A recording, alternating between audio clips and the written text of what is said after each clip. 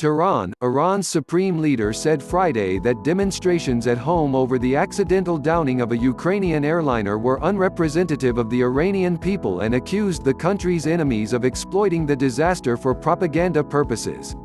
Leading the weekly Friday prayers in Tehran for the first time since 2012, Ayatollah Ali Khamenei said the January 8 incident was a bitter tragedy but should not be allowed to overshadow the sacrifice of one of Iran's most storied commanders, assassinated in a U.S. drone strike.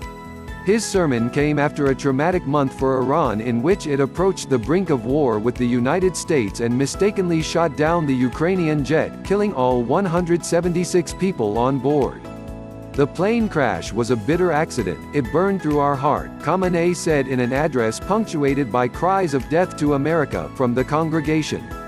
But some tried to portray it in a way to forget the great martyrdom and sacrifice of Major General Qasem Soleimani, the head of the foreign operations arm of Iran's elite Revolutionary Guards, who was assassinated in Baghdad on January 3. Khamenei said Iran's enemies had tried to use the plane tragedy to undermine the Islamic Republic. Our enemies were as happy about the plane crash as we were sad, he said. The spokesmen of the vicious American government keep repeating that we stand with the people of Iran. You're lying, Khamenei said. He also slammed Britain, France and Germany, which on Tuesday decided to trigger a dispute mechanism in the 2015 nuclear deal with Iran, following U.S. threats to impose tariffs on European cars.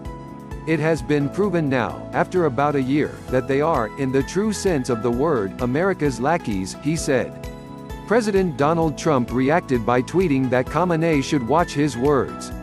The so-called supreme leader of Iran, who has not been so supreme lately, had some nasty things to say about the United States and Europe, Trump tweeted.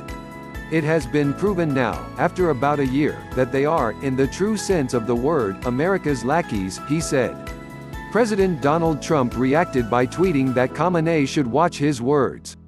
The so-called supreme leader of Iran, who has not been so supreme lately, had some nasty things to say about the United States and Europe, Trump tweeted. The deceived ones. The air disaster triggered scattered protests in Tehran and other cities, but they appeared smaller than nationwide demonstrations in November in which Amnesty International said at least 300 people died. On Friday, anti-riot police staged a massive deployment in Tehran, an AFP correspondent said. Khamenei said the protesters were unrepresentative of the Iranian people, who had turned out in their hundreds of thousands in what he called a million-strong crowd for Soleimani's funeral. Praising the slain general, Khamenei said his actions beyond Iran's borders were in the service of the security of the nation and that the people support resistance against its enemies. It was people like Soleimani, not the protesters, who had devoted their lives to Iran, Khamenei told thousands of worshippers who crammed into the mosque and spilled into the snowy streets outside.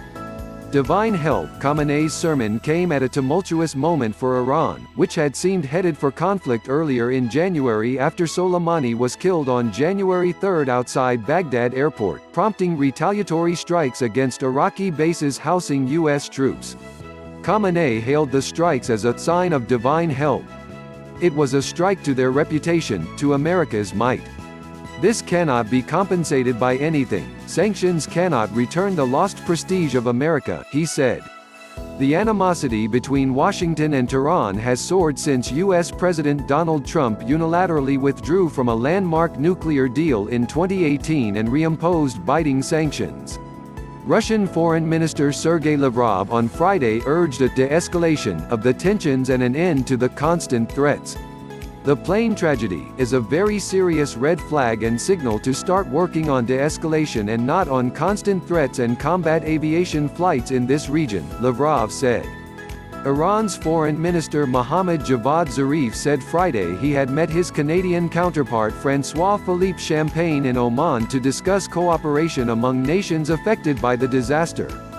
The Boeing 737 was carrying 63 Canadians among other nationalities when it was shot down.